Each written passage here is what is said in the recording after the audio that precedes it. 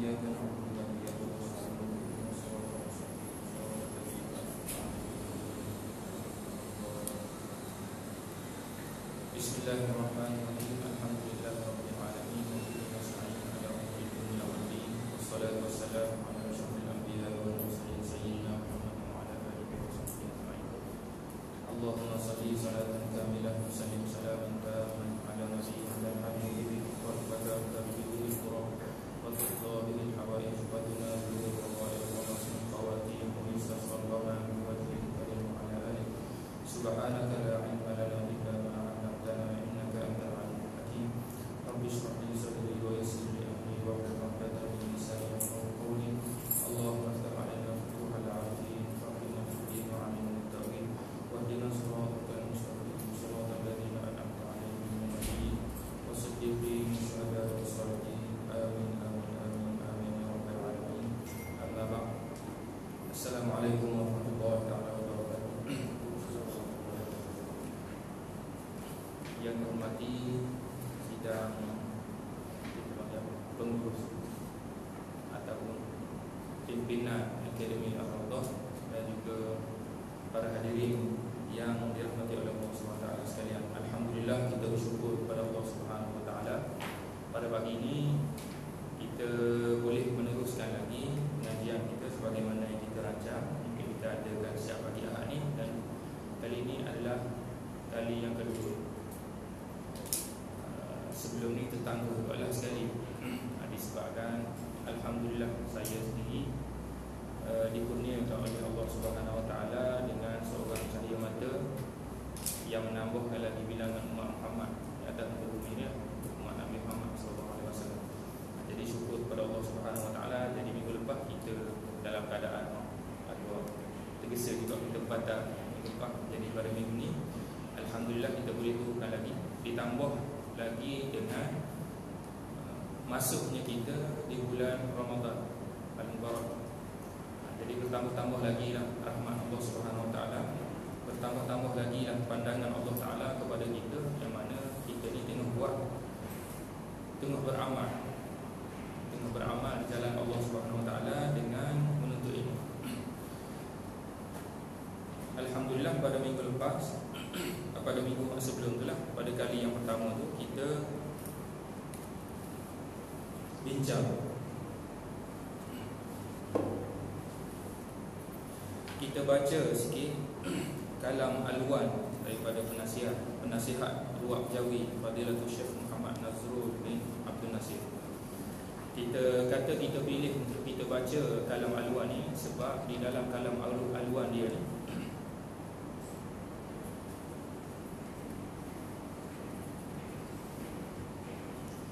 di dalam kalam Alwan yang beliau ini mengandungi isyarat ataupun bahasa kita kata hin. Dia bagi hin berkenaan dengan perkara-perkara asas dan perkara-perkara yang penting bagi seorang penuntut ilmu dia kena tahu. Jadi pada minggu lepas kita dah bincang dah mukaddimah yang disebut oleh Fadilatul Syekh yang mana di dalam mukaddimah tu dia sebut satu hadis Rasulullah sallallahu alaihi wasallam, "Man yuridillahu bihi khairan yufaqihu fiddin." Barang siapa yang Allah Subhanahu Wa Taala kehendaki kepadanya untuk dapat kebaikan, Allah Taala akan susun dia untuk dia dapat duduk bertafakuh ataupun menuntut ilmu agama. Jadi ini hak kita dah sebut dan kita bincangkan dah minggu lepas. Jadi daripada hadis ni kita keluarkan dua sisi ataupun dua bahagian hak kita bincangkan. Pertamanya kita bincang dari sudut kebaikan. Di dalam hadis ni sebut siapa yang Allah Ta'ala kehendaki untuk dia dapat kebaikan. Jadi kita huraikan sikit kebaikan tu dari sudut apa yang Rasulullah SAW sebutkan. Kebaikan melalui lafaz Rasulullah SAW. Jadi yang telah kita bincangkan, kebaikan yang dimaksudkan tu kita dapat rahmat, kita dapat pengampunan, doa kita dan hajat kita dimakbulkan, kita dapat ketenangan, hati kita akan jadi bersih, dan yang paling penting sekali kita dijamin untuk kita dapat husnul khatimah bila kita duduk atas jalan menuntut ilmu. Ditambah lagi para malaikat duduk sekali bersama dengan kita, para hidupan seluruhnya, sehingga ikan-ikan ataupun hidupan di laut doakan keampunan kita. Jadi begitu mudah sebenarnya untuk kita dapat rahmat ataupun pengampunan daripada Allah Subhanahu Wa Taala. Dengan apa dia? Dengan kita duduk dalam majlis ilmu. Mudah tu sehingga ke satu tahap kita sebut pada minggu lepas, satu hadis di mana Rasulullah SAW cerita berkenaan dengan sekumpulan malaikat yang ronda cari majlis ilmu. Di akhir hadis tu, malaikat sebut kepada Allah Subhanahu Wa Taala bahawa ada seorang yang mari dalam majlis ilmu ni, dia tidak berhajat pun untuk duduk dalam majlis ilmu, tapi dia mari tu sekadar, ada dalam riwayat sebut dia salah masuk, ada riwayat sebut dia mari bukan untuk majlis ilmu tapi sekadar untuk selesaikan hajat dia, tapi dia termasuk juga dalam kumpulan tu, mungkin mari berehat sebab musafir dan sebagainya. Orang tu pun diberi ganjaran keampunan kepada dia dan juga dimakbulkan segala doa dia kalau kata dia berdoa time tu. Jadi nak sebut betapa mudahnya untuk kita dapat keampunan, begitu mudahnya untuk kita dimakbulkan doa dengan semata-mata kita duduk dalam majlis ilmu. Dan kita sebut satu benda yang penting pada minggu lepas yang saya terlintas, bahawa keadaan masyarakat sekarang yang kita berasa tidak tenang, ataupun kita ukur pada diri kita, ada masa-masa kita tidak tenang, di mana tempat ataupun di mana keadaan yang sepatutnya kita cari untuk kita kembalikan semula ketenangan tu? Di dalam majlis-majlis ilmu ni lah, dan juga di dalam majlis-majlis zikir lah. Sebab di situ memang dijamin jelas bahawa orang yang duduk dalam majlis zikir ataupun orang yang duduk di dalam majlis ilmu ni, dia akan dapat ketenangan. Bab ketenangan, bab tidak tenang ni masing-masing boleh ukur lah. Ada yang mungkin berasa harta tidak banyak, jadi tidak cukup keperluan hidup, dengan nak tampung keluarga lagi, itu salah satu sudut, tak ada ketenangan.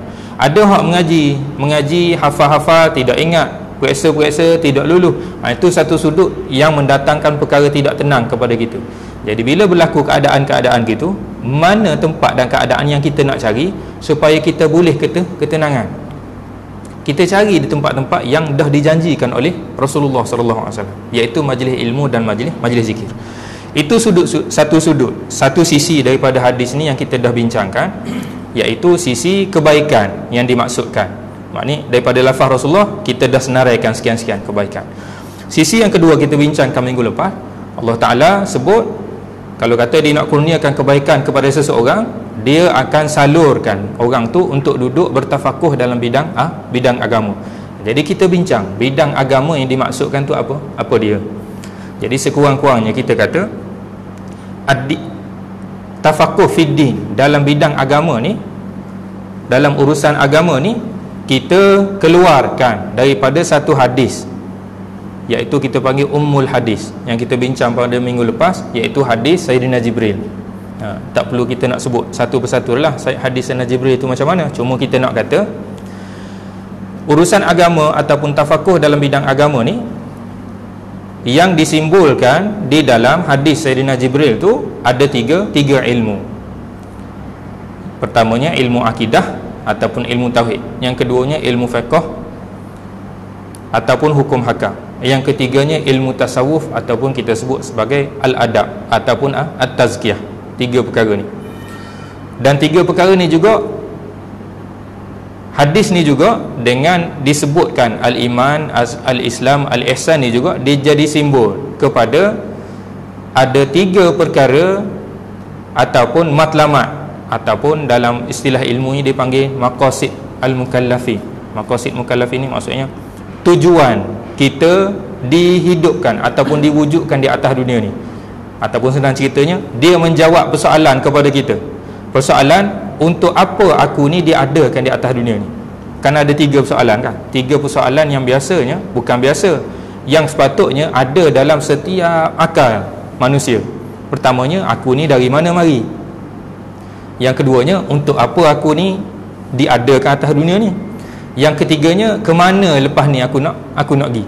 Jadi tiga soalan ni adalah tiga soalan yang penting.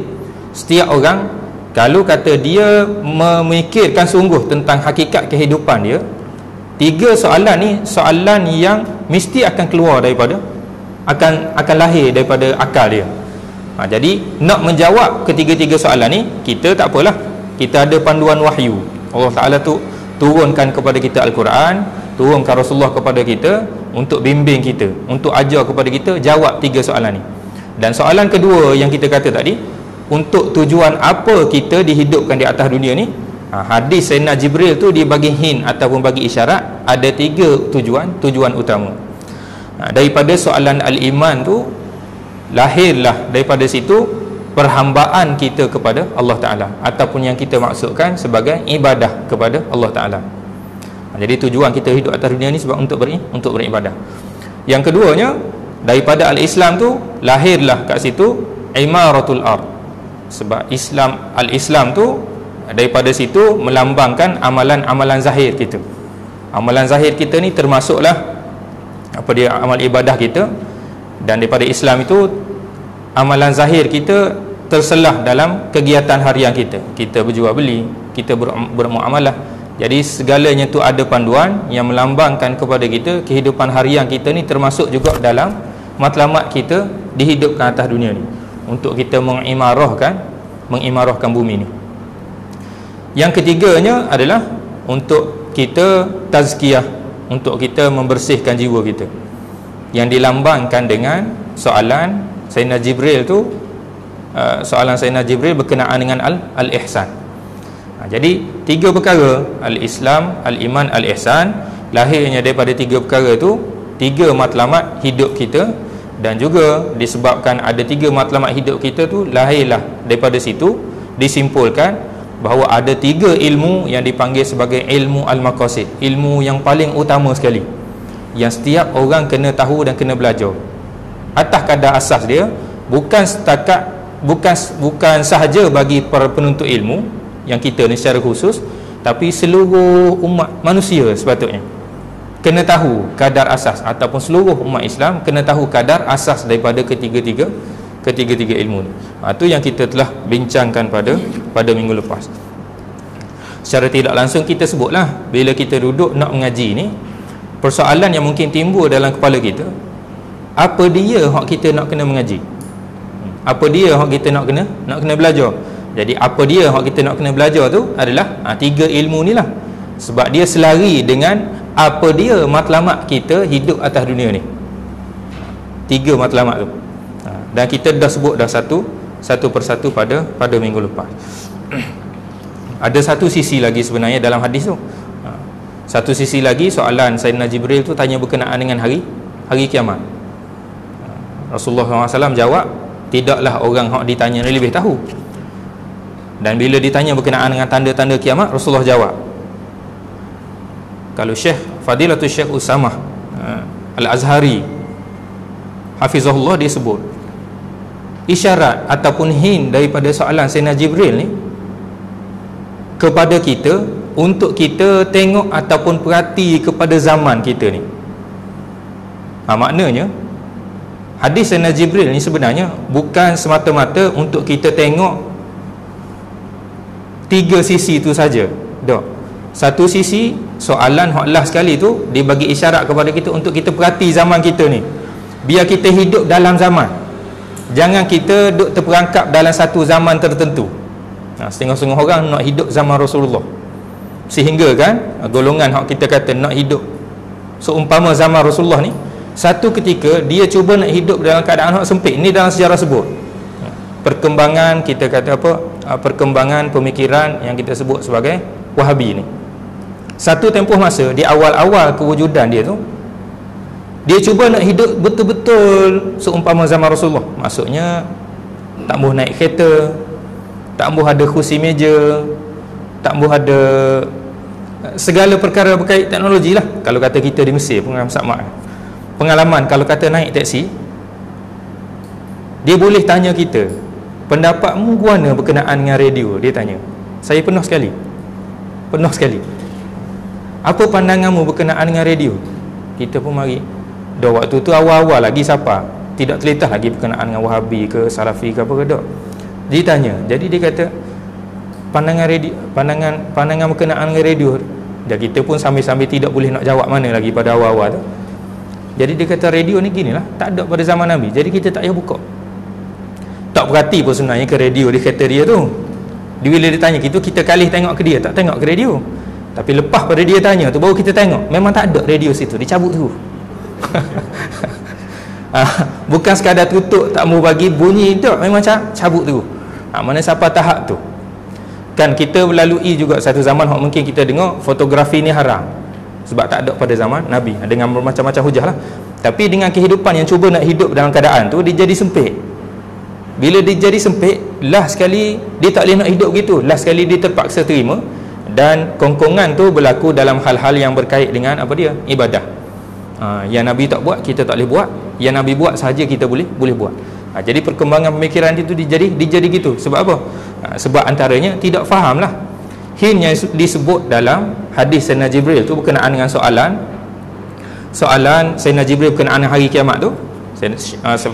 Fadilatul Syekh Usamah sebut ini hin kepada kita untuk kita perhati kepada zaman kita. Bila disebut bahawa akhir zaman ni akan berlaku sekian-sekian, tu tanda kiamat, tu tanda nak masuk ke tu tanda akhir zaman ataupun nak dekat dengan kiamat. Ianya menjadikan kita perhati ke zaman kita. Keadaan kita ni, zaman kita ni guana dah berlaku. Kalau kata antalidal amatu rabbataha, maknanya para hamba-hamba perempuan dah melahirkan tuan-tuan dia. Berlaku dah ke tak? Berlaku dah. Bahkan zaman kita dah berlalu, dah lepas dah zaman tu. Sebab zaman sekarang ni dah tak ada hamba dah.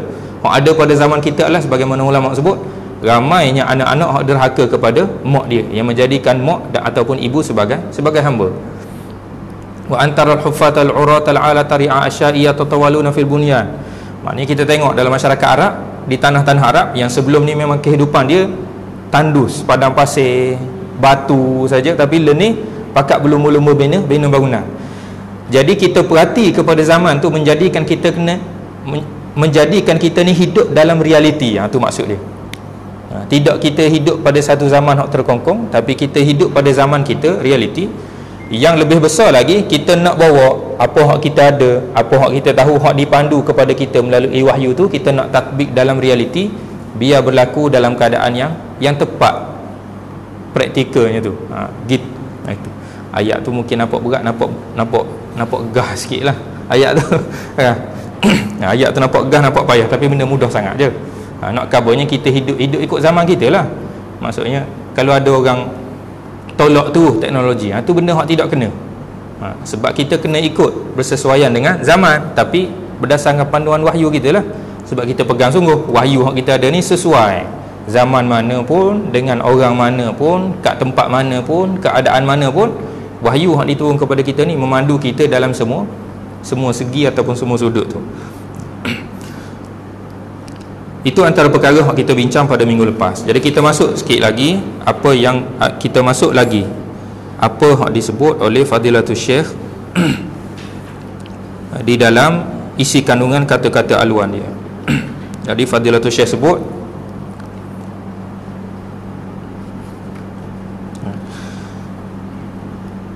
sebaik-baik perkara, jumpa tak kata-kata aluan tu? Jumpa. Ada hak tak ada minggu lepas kan? Hak nombor dia IX lah. Nombor berapa tak tahu tu. Hak nombor IX, nombor Roman tu. Sebaik-baik perkara yang dilakukan oleh seseorang ialah memenuhkan masa kehidupannya dengan menuntut ilmu pengetahuan serta tafakuh fiddin. Ini sebaik-baik perkara yang perlu kita penuhkan kehidupan kita. Kalau nak sebaik-baik perkara, maksudnya kita penuhkan masa kita dengan menuntut ilmu tu sebaik-baik perkara. Tapi kalau nak buat kesemuanya, nak buat gitu, mungkin jadi payah. Ada keperluan kita yang mungkin tidak tertunai kalau semua orang ataupun seluruh masa kita tertumpu kepada tu. Jadi walau bagaimanapun kena ada jugalah masa kita susun.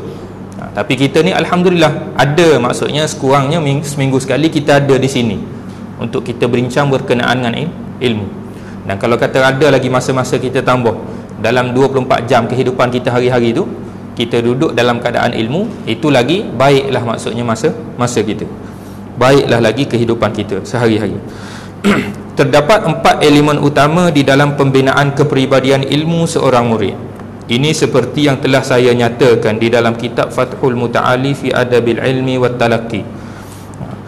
Disebut juga di sini ada 4 elemen penting bagi seorang penuntut ilmu. Dan dia sebut bahawa perkara ini disebutkan di dalam kitab yang beliau karang sendiri, iaitu Fathul Muta'ali fi Adabil Ilmi wat Talaqqi. disebutkan dalam nazam, dalam bentuk nazam.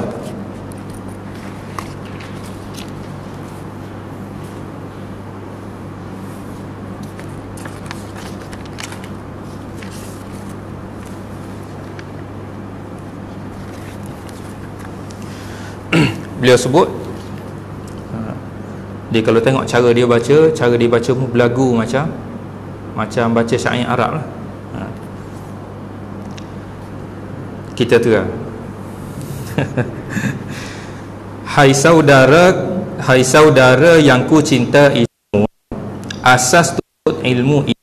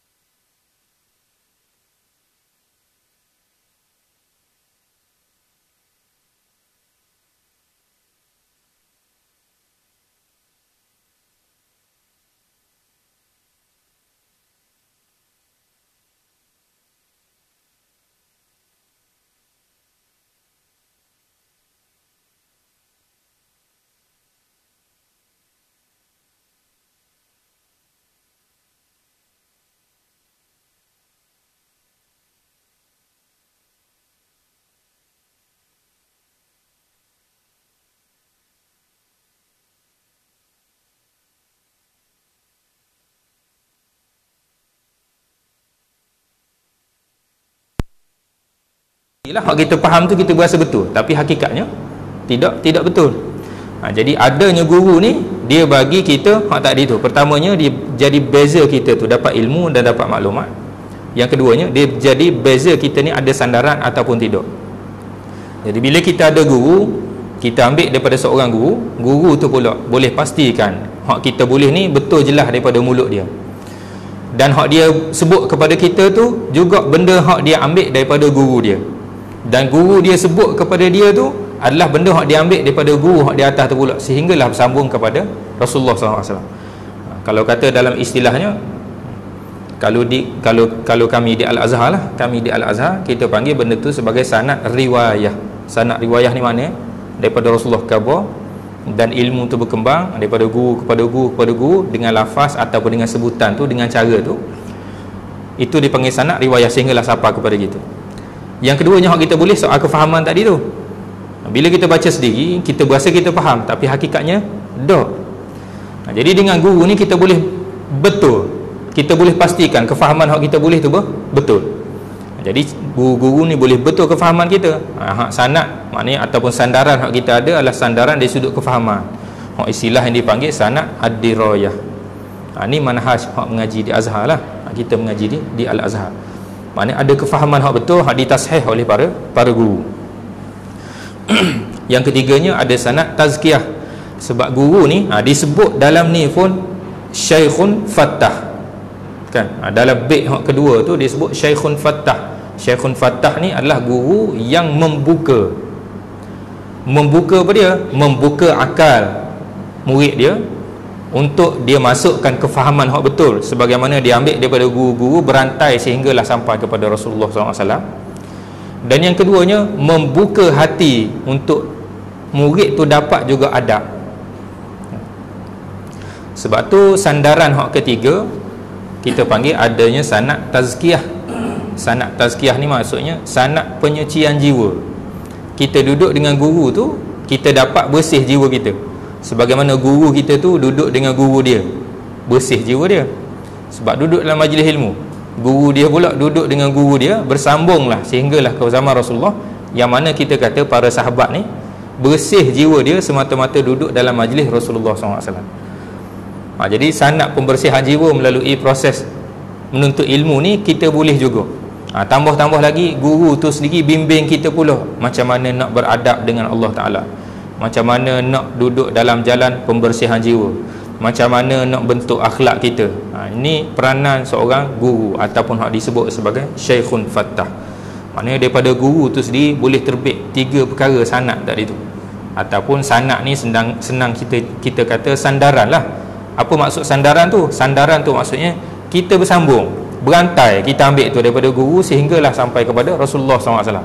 Sebab daripada Rasulullah tu lah kita sebut tadi, itu asbab yang Allah Subhanahu Wa Taala tentukan nak dapat ilmu. Ni hamba aku yang namanya Muhammad ni, yang aku utuskan sebagai Rasul ni, dia yang akan bahagi-bahagikan ilmu.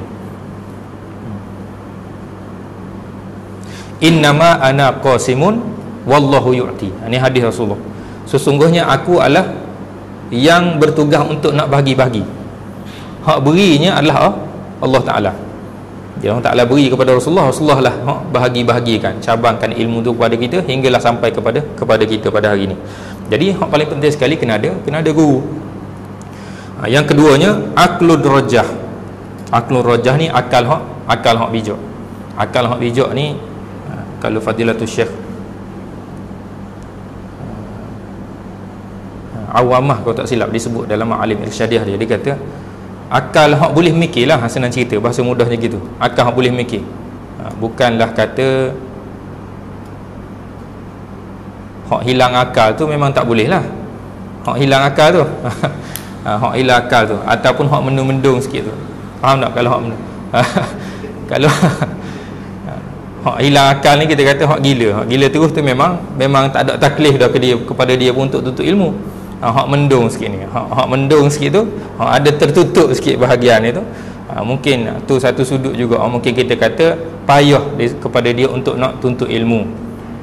Boleh bercakap kira, tapi dari sudut nak mengurus mungkin tidak betul bagi orang hak dari sudut tu.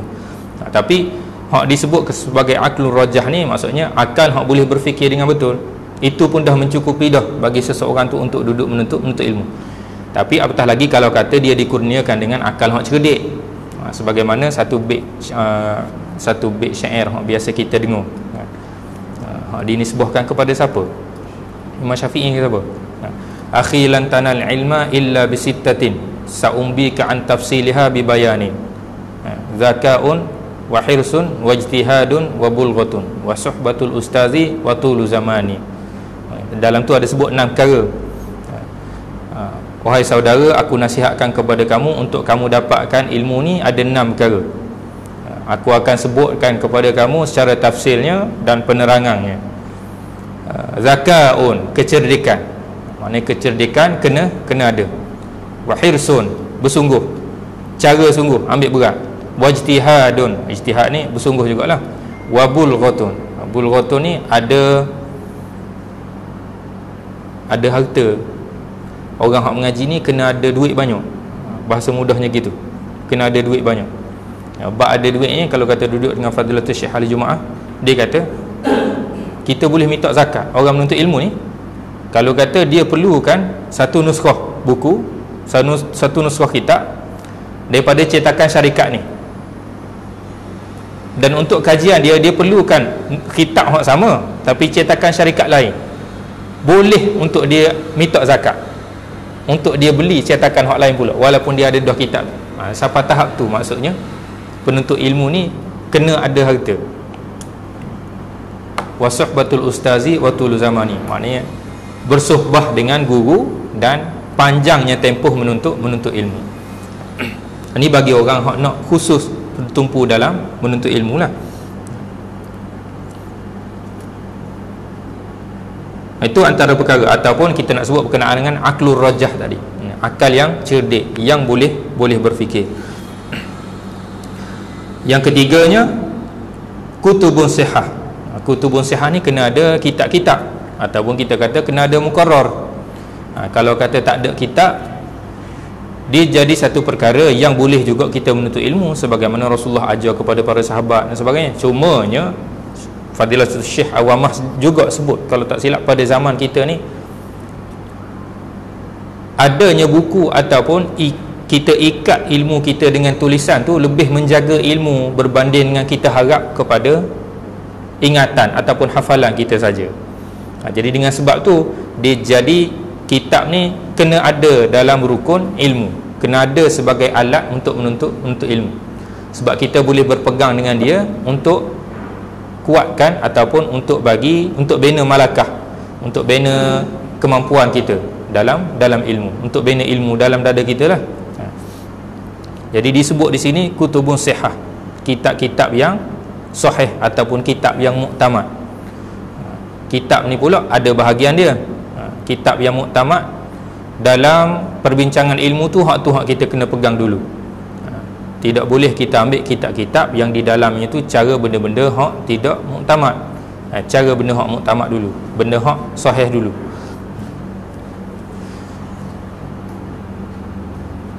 Dan kalau kata dalam fawaid makiyah, kutubun sihah ni juga termasuklah kitab-kitab hak kita jamin cetakan dia tak ada terjatuh. Gitu. Tukar.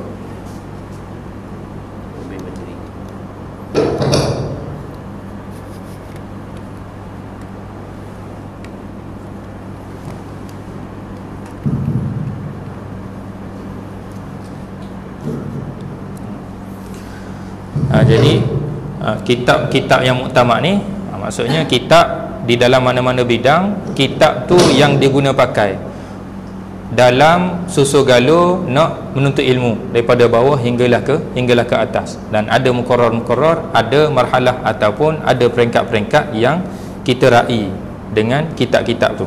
Dan kitab ni pula ada kitab yang sesuai untuk mengaji, ada kitab yang sesuai untuk kita baca saja.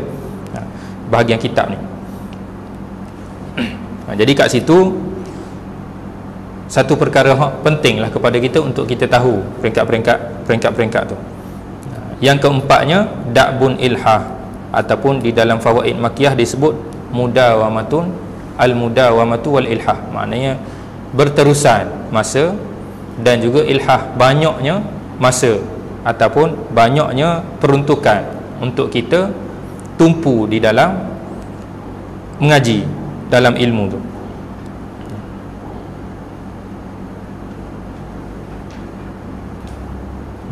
Itu 4 perkara yang jadi asas ataupun hak jadi rukun kepada ilmu. Kalau Fadilatul Syekh Ahli Jumaah ditambah selagi kena ada bi'ah, kena ada suasana. Kalau tak ada suasana pun ilmu kita tidak akan terbentuk juga.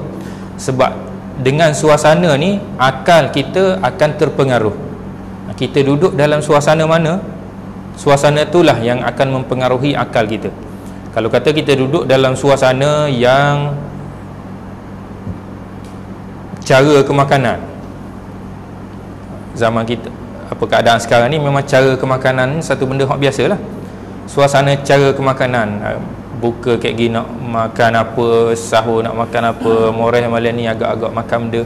Jadi akal kita pun terisi dengan benda tu lah. Sebab bila kita duduk dalam suasana makanan, orang pun cakap pasal makanan, hak masuk dalam kepala kita pun makanan. Bila kita duduk dalam suasana ilmu, orang ni cara pasal ilmu, orang ni cara pasal ilmu, orang kita pun dengar pasal ilmu, hak masuk dalam kepala kita pun ilmu lah. Jadi bi'ah ni satu benda hak penting juga dalam nak bentuk ilmu di dalam jiwa seorang individu. Jadi kalau ikut Fadilatul Syekh Ahli Jumaah ada 5 perkara lah, 5 perkara. Kat sini disebut 4 perkara. Jika keempat-empat elemen ini dipenuhi, maka ianya merupakan anugerah Allah Ta'ala kepada seseorang tersebut. Anugerah Allah Ta'ala kepada seseorang tersebut serta sebab kepada pembinaan kepribadian ilmunya kelak. Jadi hak kita nak bentuk ni adalah kepribadian. Dia bukan sekadar benda hak kita nak hasil masuk dalam kepala kita dah.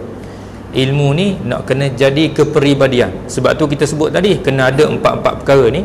Dan hak paling penting sekali ataupun 5 perkara, hak paling penting sekali kena ada guru. Kena ada guru. Sebab gurunya fungsinya tadilah, dengan ada guru memastikan kita ni ada sandaran ataupun ada sanad dari sudut apa? Kita ambil tu benda hak betul, dan benda hak betul tu pula kita faham dengan betul, 2. Yang ketiganya, kita ambil juga daripada guru tu adalah macam mana kita nak bentuk jiwa kita, nak bersihkan jiwa kita. Pengalaman duduk dengan guru-guru ni kita boleh tengok akhlak guru tu guna menjadikan kita ni pun tiru benda hak sama. Guru ajak kita, contoh kalau kata duduk Fadilatul Syekh Yusri bulan-bulan puasa ni contohnya kan, pengalaman kita ada, mungkin Ustaz Mak pengalaman luah lagi lah dari sudut tu. Pengalamannya nak khabar semayang tarawih yang Syekh Yusri, kalau jadi anak murid sungguh tu lengkaplah 20. Anak katanya gitu, lengkaplah 20 semayang dengan Syekh Yusri tu. Tarawih dia habis 5 juzuk satu malam tu. Maknanya kalau duduk sungguh dengan guru, hak kita dapatnya tu, kita dapat ketahanan hak sama dalam hal beribadah kepada Allah Ta'ala. Itu sebagai salah satu contoh. Kita tengok akhlak dia pula guna menjadikan kita pun terbentuk dengan akhlak hak sama. Itu maksudnya kita dapat sanad kepribadian tu. Jadi hak pentingnya kita nak bentuk kepribadian, bukan sekadar kita nak isi akal. Pemilihan kitab, disambung lagi, pemilihan kitab yang tepat dalam pengajian seorang murid akan membuahkan hasil kefahaman yang baik dan tersusun maklumatnya. Disebabkan itulah para ulama menyusun kitab berbentuk matan, syarah dan hasyiah bagi meraihkan peringkat kefahaman seseorang murid tersebut. Dibincang berkenaan dengan kitab pula. Ini isyarat kepada kita, pemilihan kitab ni juga merupakan salah satu manhaj, salah satu jalan ataupun cara yang betul dalam menuntut ilmu. Sebagaimana hak disebut dalam 4 perkara tu, kitab hak muktamad tu penting. Jadi bab kitab ni pula kena ada pemilihan hak tepat. Saya rasa dalam mana-mana bidang je, tidak kata bidang hak mengaji agama je. Mungkin di sini kita ni ada hak bidang lain, ada hak bidang lain hak tidak bidang agama. Ada. Jadi kalau ada tu pun gitu jugalah maksudnya kan. Maksudnya peringkat-peringkat pengajian tu, buku mana hak kita nak mula dulu untuk kita masuk asas-asas kefahaman kita dulu. Lepas pada tu kalau kata nak tambah lagi, biar kejap lagi molek nak masuk hak detail-detail lagi, barulah masuk ke buku hak lain pula. Jadi mana-mana peringkat pengajian pun, mana-mana bidang pengajian pun, inilah yang perlu diraikan. Maknanya pemilihan kitab tu kena yang betul. Sebab macam kita sebut tadi, kitab ni ada kitab untuk mengaji, ada kitab untuk baca. Kitab hak baca ni tidak sesuai lah untuk mengaji. Kitab untuk mengaji ni dalam tu biasanya diberi perkara yang betul-betul asas, yang jadi kesimpulan sungguh dah. Kalau dalam bidang agama ni, daripada para ulama tu, dia simpulkan dah perkara hak pati sungguh dah. Di dalam apa dia? Dalam kitab yang kita panggil matan. Matan ni adalah satu kitab yang dia jadi pati kepada pengajian ilmu hak besar tu. Kalau kata kita sekarang ni nak mengaji ilmu fiqh, Safinatun Najah ni adalah kitab yang dipanggil sebagai matan. Matan ni bahasa mudahnya kita kata pati lah, pati kepada ilmu fiqh, khususnya dalam bab ibadah. Jadi daripada pati itulah, kalau kata cordial tu, daripada cordial itulah kita boleh buat banyak lagi, kan? Daripada cordial tu, daripada asalnya cordial segelah, dia boleh jadi 12 gelah, kan? Maknanya sebelum nak jadi 12 tu, ambil hak ni dululah, sebelum pada nak tambah kepada kitab hak lebih besar lagi, lebih banyak lagi pendetailannya, kita mula dengan hak kecil ni dulu. Dan hak ni dia jadi pati tu sebab apa? Sebab dia dah disimpulkan dah. Dia bukan daripada kecil ke besar. Kita ngaji daripada kecil ke besar sebab hak kecil ni ada depan kita. Tapi sebenarnya nak hasilkan hak ni, orang hak nak hasilkan kitab matan ni, di dalam dia tu penuh dah dengan segala hak besar-besar.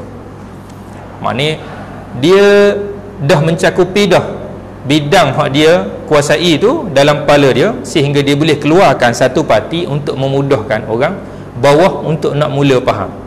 Itu fungsi matan. Untuk orang hak mula nak belajar ni, dia untuk orang mula nak belajar, nak berpaut pada matan ni dulu. Dan bagi orang hak dah sampai tahap muntahi dah pun, maknanya peringkat hak tertinggi dah pun, matan ni tetap juga jadi pegangan kepada dia untuk ikat segala apa yang ada dalam kepala dia. Sebab sinilah matan dia, sinilah kita kata apa, dahan dia. Kalau kata tak ada dahan tu, tak ada lah cabang-cabang. Ataupun sinilah kita kata akar dia, tunjang dia. Daripada tunjang ni lah lahir cabang hak banyak. Jadi sekalipun orang tu dah penuh dah cabang dengan daun-daun, dengan buah-buah pada dia, tetap juga dia perlukan tunjang ni supaya daun dan buah-buah dan dahan dan ranting-ranting tu boleh hidup molek, boleh kemah molek. Itu fungsi matan. Pertamanya untuk orang yang nak mula faham, mula nak mengaji, masuk dalam bidang-bidang ilmu tu, mula dengan matan ni. Yang keduanya, bagi orang yang dah mahir dah pun, pakar dah pun, dia tetap berpaut dengan matan ni untuk kuatkan malakah ataupun keupayaan dia, keupayaan ilmu dia tu. Dan matan ni sesuai kepada golongan yang mubtadi' lah, kita kata. Mubtadi' ni orang yang mula-mula nak mengaji. Lepas pada matan adalah syarah. Lepas syarah masuklah pula hasyiah, dia panggil. Tu 3 peringkat yang kebiasaannya kitab-kitab ni dikarang. 3 peringkat karangan ni yang bersesuai dengan 3 peringkat pengajian ataupun 3 peringkat penuntut ilmu. Kita sambung lagi. Bagi tingkat mubtadi di dalam ilmu fiqh, maka kitab Safinah An-Najah adalah di antara kitab yang terbaik untuk dipelajari. Ianya menjadi silibus utama pengajian di Hadramaut, Yaman, serta pondok pesantren di Malaysia dan Indonesia. Kitab ini juga turut dipelajari di bumi Al-Azhar Asy-Syarif mutaakhir ini. Dia bagi hint juga kat sini pula berkenaan dengan marhalah pengajian.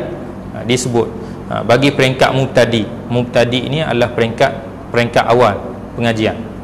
Peringkat mubtadi ni kita boleh kata kita lah, ataupun orang awam, orang umum yang mana mula nak masuk mengaji dalam satu-satu bidang. Dia duduk di peringkat kita panggil mubtadi ataupun peringkat permulaan, ataupun bahasa Inggeris dipanggil beginners. Beginners ke? Mana? Ke novice. Nak buat kemah tu. Tu nak buat kemah tu maknanya. Peringkat mubtadi ataupun mubtadi, bukan mubtadi'. Mubtadi' ni orang buat bid'ah. Jangan salah sebut. kita tidak guna banyak mubtadi' ni. Dia tidak terletak mana dalam kepala kita. Tapi segolongan orang mudah nak membid'ahkan orang. Kalimah mubtadi' ni mudah nak letak kepada orang. Jadi kita bukan nak kata mubtadi', asli ni mubtadi ataupun mubtadi' ni peringkat awal. Peringkat atas tu sikit, peringkat dipanggil mutawassit ataupun pertengahan. Lepas pada mutawassit dipanggil muntahi, peringkat akhir, ataupun orang yang dah sampai di peringkat yang kemuncak lah dalam mana-mana bidang ilmu. Peringkat mubtadi' ni saya sempat ambil apa yang disebut oleh Al-Imam Al-Baijuri rahimahullahu ta'ala. Ni pula kita sebut, kita bincang pasal apa? Ni peringkat pengajian. Tadi kita bincang berkenaan dengan rukun-rukun ilmu ataupun alat-alat ilmu ataupun perkara asas yang kalau kata Fadilatul Syekh sebut elemen-elemen penting dalam menuntut ilmu 4 perkara ataupun 5 perkara kita kata. Jadi hari ni, kali ni kita masuk pula berkenaan dengan peringkat ataupun marhalah. Pertamanya marhalah mubtadi'. Marhalah mubtadi' disebut oleh Al-Imam Al-Baijuri rahimahullahu ta'ala. Mubtadi' ni adalah orang yang tidak mampu, man lam yaqdir ala taswiril masalah. Orang yang masih lagi tidak mampu untuk nak gambarkan masalah dalam mana-mana bidang ilmu. Masalah ni jangan kita bayang macam masalah kita. Tak ada pitih masalah, sakit demam masalah. Itu bukan masalah tu. Bila sebut masalah dalam ilmu ni, maknanya satu ayat ataupun satu qadiyah ataupun satu isu, satu ayat yang lengkap dalam perbincangan mana-mana ilmu. Ni dia panggil masalah. Ayat yang ada subjek, ada predikat, ataupun dalam mantik ayat yang ada maudhu', ada mahmul. Itu dipanggil satu masalah. Kalau dalam mantik dia panggil qadiyah lah kot. Dalam istilah ilmu dia panggil satu masalah. As-salatu wajibah, maknanya semayang wajib. Ini satu masalah. Itu maksudnya. Jadi orang yang peringkat awal ni, dia masih lagi belum dapat gambaran berkenaan dengan masalah. Jadi dia tak ada lagi masalah tu. Maknanya satu masalah tu masih lagi tidak lengkap. Contoh kalau kata mungkin sebagai contoh, kita kata kepada orang tu semayang, dia tak ada gambar lagi semayang ni wajib. Tu orang peringkat awal sungguh lah tu. Kita gambar kata ke dia berkenaan dengan wudu, sebut kepada dia wudu, dalam kepala dia tidak mari tergambar lagi wudu tu wajib untuk semayang. Ataupun bila kita sebut ke dia tutup aurat, kita gambar ke dia tutup aurat, tak ada tergambar lagi dalam kepala dia tutup aurat ni wajib. Kalau kita sebut minum arak kepada dia, dia tak ada tergambar lagi dalam kepala dia minum arak tu minum arak tu wajib, minum arak tu haram, waliyazubillah, minum arak tu haram. Jadi ni orang yang tidak tergambar lagi dalam kepala dia masalah dalam satu-satu bidang. Kalau dalam bidang fiqh, itulah contohnya. Jadi ni orang yang duduk di peringkat awal sungguhlah. Kita pun sebahagian mungkin kita boleh letak di peringkat mubtadi' lagi, sebab satu-satu peringkat mungkin kita dah ada gambaran dah. Bila sebut semayang, kita tahu wajib. Bila sebut wuduk, kita tahu wajib untuk nak semayang. Bila sebut minum arak, kita tahu haram, kena tinggal. Tapi ada sudut-sudut lain lagi yang kita nak kena tahu. Dan masalah tu paling asas lah tu. Ada lagi masalah-masalah lain yang kita nak kena tahu, yang mana asasnya kita akan tahu dalam kitab Safinatun Najah ni lah, secara khususnya dalam bab ibadah. Kalau peringkat itu peringkat mubtadi'. Peringkat mutawassit pula, orang yang boleh gambarkan masalah tapi dia tak boleh nak buat keluar dalil. Andai kata kalau kata dah selesai dah mengaji kitab Safinatun Najah, kita tahu belaka dah dalam ni sebut semayang tu wajib. Untuk nak semayang, rukun-rukunnya gini sekian-sekian.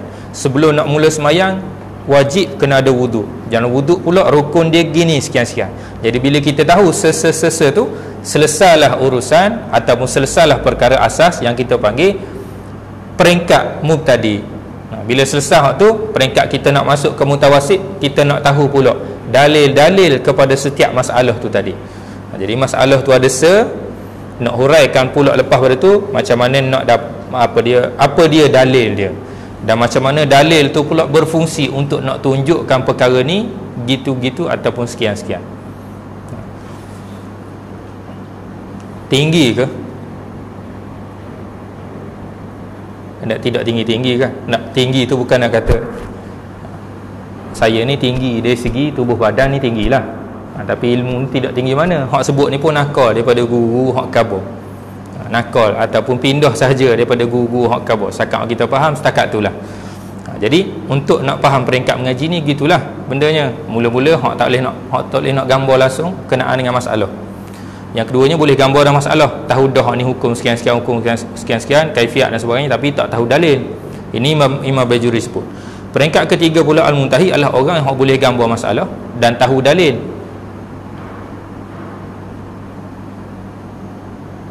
Orang hak boleh gambar ada masalah dan tahu dalil. Tahu dalil bersama dengan dia tahu macam mana dalil ni berfungsi untuk nak tunjuk timbulnya masalah tu. Gitu. Dia tahu macam mana dalil tu aqimis solah, dalil daripada ayat Quran lah, aqimis solah ni kan. Allah Ta'ala sebut aqimis solah lidulu kisyamsi ila ghasaqil dan sebagainya. Dia tahu dalil ni macam mana dalil ni berfungsi dari sudut bahasanya menunjukkan sekian-sekian, dari sudut usul fiqh yang menunjukkan sekian-sekian, dan dia menunjukkan kepada satu masalah, menunjukkan kepada satu qadiyah, iaitu semayang tu wajib. Gitu. Jadi ni peringkat hakmu muntahi. Lebih lagi Imam Bajuri sebut, kalau kata sampai tahap dia boleh pilih pula pendapat-pendapat hak rajih, itu dah masuk peringkat hak lebih tinggi lagi, dipanggil sebagai peringkat fatwa. Ini hak disebut oleh Al-Imam Bajuri rahimahullahu ta'ala. Cuma guru-guru kalau kata khususnya Fadilatul Syekh Amru, dia bawa takrif hak lain pula. Macam mana peringkat mubtadi, macam mana peringkat mutawassit, macam mana peringkat muntahi. Sambil-sambil nak peringat. Sambil-sambil nak peringat. Kalau tak silap dia bahagikan peringkat mengaji ni, mubtadi, mutawassit dengan muntahi ni ikut kepada takrif ataupun makna ilmu. Kalau tak silap lah, dia sebut ilmu ni terbahagi kepada tiga. Ilmu ni bila sebut al-ilmu ni maksudnya satunya masalah, kita kata tadi tu, mana ayat, satu ayat hak lengkap, satu ayat hak lengkap yang mengandungi subjek dan predikat, yang mengandungi mubtada' dan khabar, yang mengandungi maudhu' dan mahmul, senang cerita. Gitu. Lebih kita nak. Jadi mubtadi' ni adalah orang yang berada di peringkat masail. Sebab al-ilmu tu maksud dia al-masail. Jadi dalam lah sikit.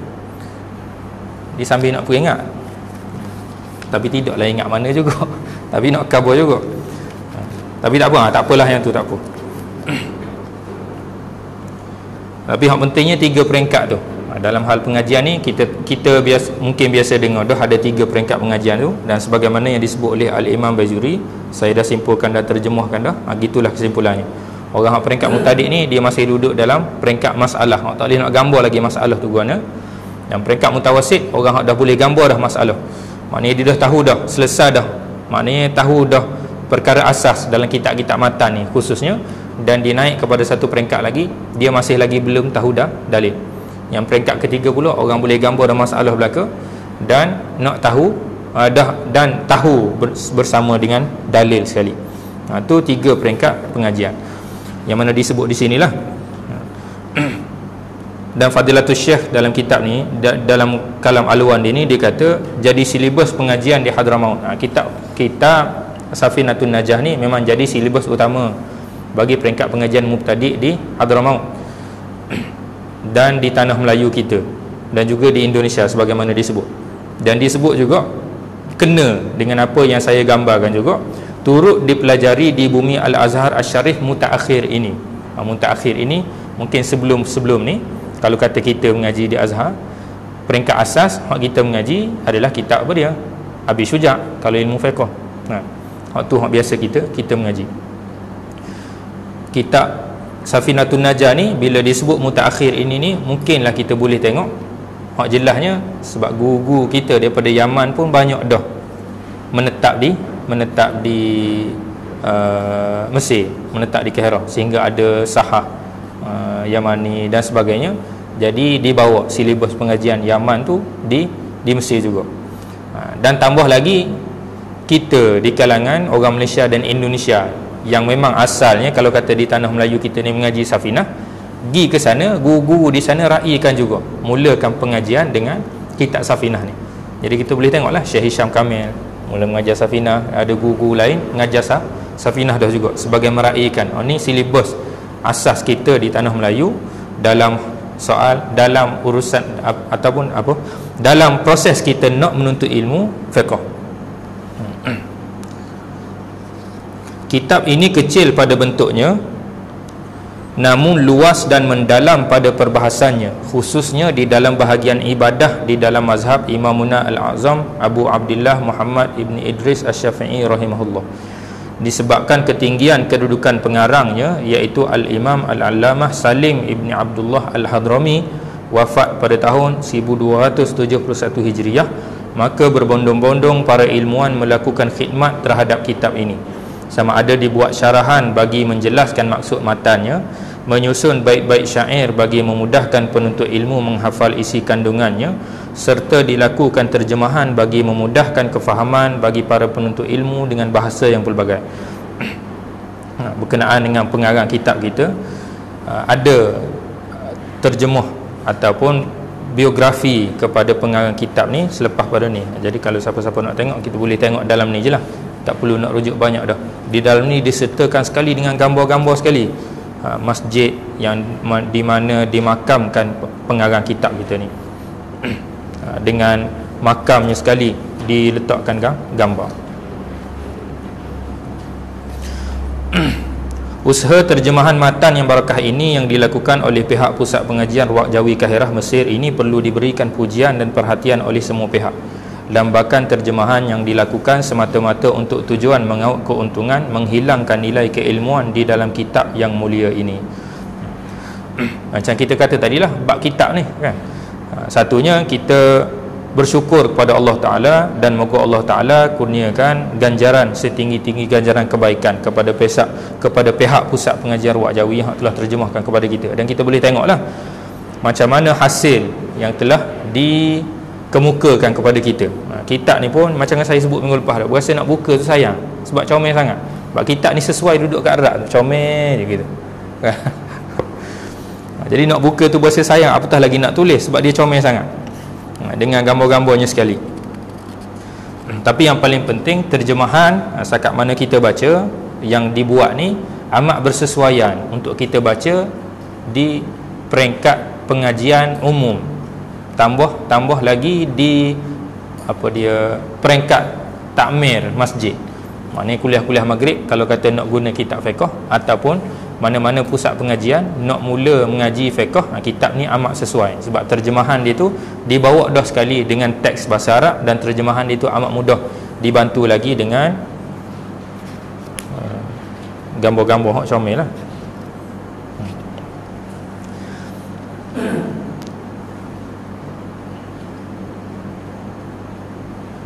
Lambakan terjemahan yang dilakukan semata-mata untuk tujuan mengaut keuntungan, menghilangkan nilai keilmuan di dalam kitab yang mulia ini. Sebab tu kita sebut tadi dalam bab kutubus sihah tadi termasuk juga isunya hak ni lah. Maknanya kalau kata bergantung kepada satu nuskah, kitab yang banyak tahrif, banyak dibuang sampai tahap seperenggang buang, ataupun dibuang sampai tahap semuka, dengan sebab nak mengaut keuntungan dan sebagainya, dia jadi tak ada nilai lah. Kitab tu kita tidak boleh nak jadikan kitab muktamad untuk kita pegang. Salah satu muktamadnya, maknanya juga adalah kitab tu terpelihara dari sudut apa dia, dari sudut hurufnya, dari sudut ayat-ayatnya betul dan asli, dibawa daripada penulis asalnya. Kalau kata kitab ni asalnya termasuk dengan tahqiq dah sekali lah, dibawa dah kitab-kitab, dibuat perbandingan dah dengan kitab-kitab hak ada, hak kitab-kitab hak lama, hak mungkin juga asal daripada penulis sendiri, untuk dihasilkan satu terjemahan hak amat molek dah untuk jadi pegangan muktamad kita. Semoga terjemahan berkualiti ini mampu menjadi panduan kepada para penuntut ilmu fikih, khususnya di dalam mazhab Al-Imam Asy-Syafi'i, bagi memahami dan mendalaminya dengan kefahaman serta bersambung silsilah sanadnya dengan pengarang kitab ini. Jadi hak pentingnya yang kita kata tadi, bersambungnya sanad kita, khususnya dari sudut kefahaman dengan pengarang kitab ni, dan juga kefahaman ilmu fiqh tu sendiri bersambung sehinggalah kepada Rasulullah sallallahu alaihi wasallam. Saya mendoakan agar Wak Jawi terus maju di dalam menerbitkan hasil karya buat panduan kepada umat yang dahagakan ilmu pengetahuan dan bimbingan yang tepat. Usaha daripada hati yang tulus ikhlas akan singgah pada hati yang tulus inginkan kebaikan. Arwah Jawi di hati ummah, Muhammad Nazrul Abdul Nasir Al-Azhari, penasihat kehormat Arwah Jawi, Kahirah dan Mudir Az-Zawiyah An-Nasiriyah, Pedu, Kedah. Itu sekali lalu kita baca kenaan dengan kalam Alwan Fadilatul Syekh Nazrul Abdul Nasir, yang di dalamnya ada isyarat ataupun hin-hin berkenaan dengan perkara asas dalam menuntut ilmu. Jadi beberapa perkara penting lah kita dah bincangkan dah. Kalau kata kita ulang semula, kita bincang berkenaan dengan hadis, kita tengok kelebihan menuntut ilmu. Daripada hadis tu juga kita tengok apa dia yang kita kena mengaji, dan daripada situ juga kita faham apa dia matlamat kehidupan kita atas dunia. Dan pada hari ini kita bincang sekali lalu berkenaan dengan elemen-elemen penting ataupun rukun-rukun ilmu. Kena ada guru, kena ada akal. Kena ada akal tu maksudnya kena ada murid lah. Kalau Fadilatul Syekh Al-Jumaah disebut, kena ada guru, kena ada murid, kena ada kitab, kena ada bi'ah, dan kena ada bi'ah suasana, dan kena ada manhaj. Manhaj ni apa dia? Manhaj ni adalah perkara yang kita sebut tadi tu, dari sudut meraihkan peringkat-peringkat pengajian dan sebagainya. Dan kita sebut juga peringkat pengajian, peringkat mubtadi, peringkat mutawassit, peringkat muntahi. Sistem pendidikan yang kita lalu ni, kita nak mengaji untuk dapat PSR ke, UPSR ke, PMR ke, SPM ke, dia raih waktu juga, benda sama juga. Jadi bila kita tahu di dalam proses pengajian ilmu agama kita pun sebenarnya disusun begitu sistematik cara nak mengaji tu dengan peringkat dan marhalah tu. Jadi sebenarnya tidak boleh nak pandang enteng ataupun tidak boleh nak pandang mudah juga. Sebenarnya benda ni, pengajian bidang agama ni adalah pengajian yang dah disusun dengan kemas dan sistematik dah. Tinggalnya mungkin sebenarnya kita boleh ambil sistem ni untuk kita tatbik, untuk kita tunjukkan macam mana dia berfungsi dalam sistem pendidikan pada zaman kita sekarang ni. Jadi itu benda yang kita bincang pada hari ni, dan tidak habis jugalah lagi mukadimahnya, sebab satu benda penting lagi yang kita nak kena tahu. Yang kita bincang tu adalah perkara-perkara asas dalam pengajian ilmu secara umum. Tapi ilmu fiqh secara khusus kita tak masuk lagi. Kita tidak bincang lagi apa dia ilmu fiqh dari segi takrifnya, apa dia bidang pengajian ilmu fiqh, apa dia faedah-faedah mengaji ilmu fiqh, kan? Benda-benda tu kita masih lagi belum bincang lagi, dan mudah-mudahan kita masuk satu lagi sesi untuk mukadimah pada minggu depan sebelum pada kita masuk kepada isi kitab Safinatun Najah. Sekian untuk sampai situlah untuk pada hari ini. Kita jumpa lagi pada minggu yang akan datang. Wallahu ta'ala a'la wa a'lam. Subhanakallahumma wa bihamdika asyhadu an la ilaha illa anta astaghfiruka wa atubu ilaik. A'udzu billahi minasyaitonir rajim. Bismillahirrahmanirrahim. Alhamdulillahirabbil alamin. Wassalatu wassalamu ala asyrafil anbiya'i wal mursalin sayyidina Muhammadin wa ala alihi wa sahbihi ajma'in. Allahumma 'allimna ma yanfa'una wanfa'na bima 'allamtana wa zidna ilma wastur 'uyubana warzuqna rizqan halalan tayyiban mubarakan wasi'an wa amalan mutaqabbala. Wa sallallahu ala sayyidina Muhammadin wa ala alihi wa sahbihi ajma'in walhamdulillahi rabbil alamin.